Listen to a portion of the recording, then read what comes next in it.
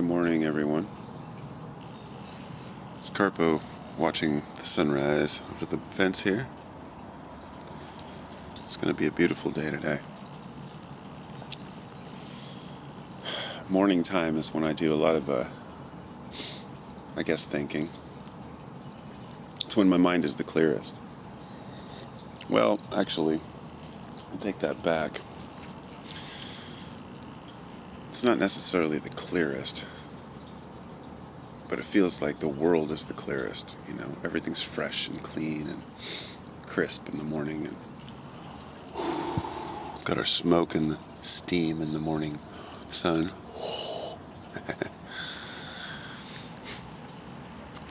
So the thought that I thought I would share,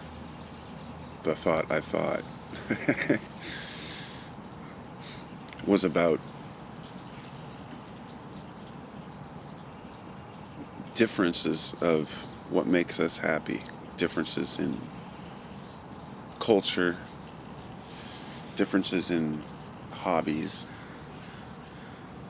In life, if you look back on your last month of your life, if you didn't do much, if you were at home working, doing your normal routine, you may not really remember any specific events.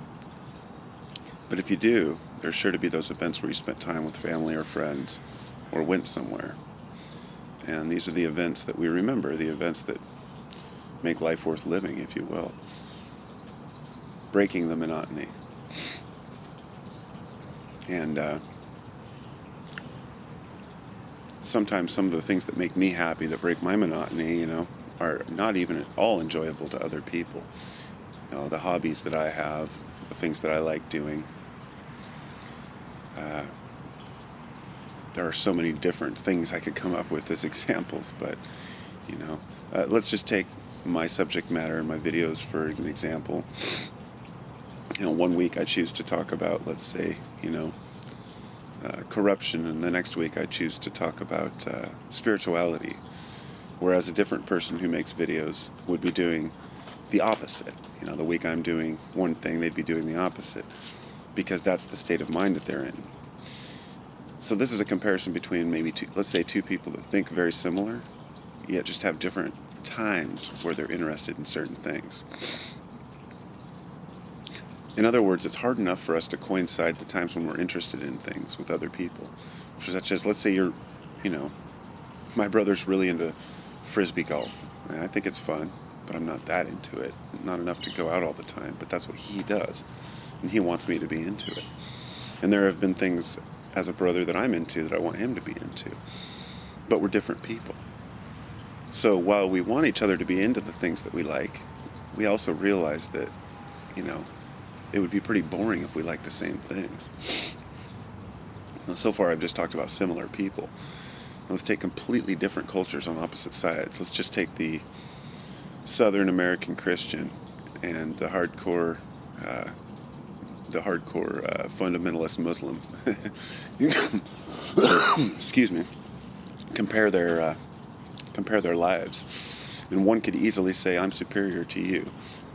Even if you remove the belief system, of course the religion will always make one thing that they're better than the other, but even if you remove the religion, the cultural habits and the things that they do, For example, the Christian family may roast a pig for the holidays, whereas the Muslim culture would find that disgusting. They refuse to eat swine.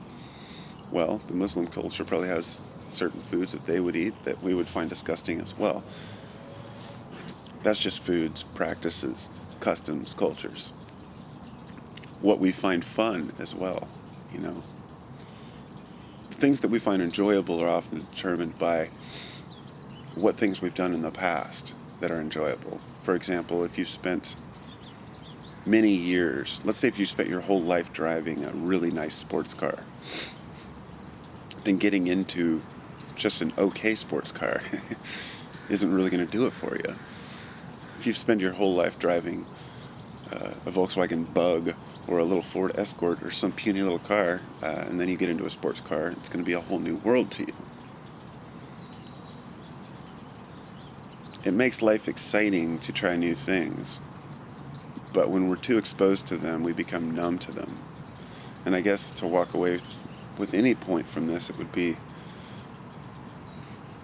people who are well off and have everything handed to them suffer more than people realize. Because it's easy to look at someone on the outside and say they're happy because they have money and because they have stuff.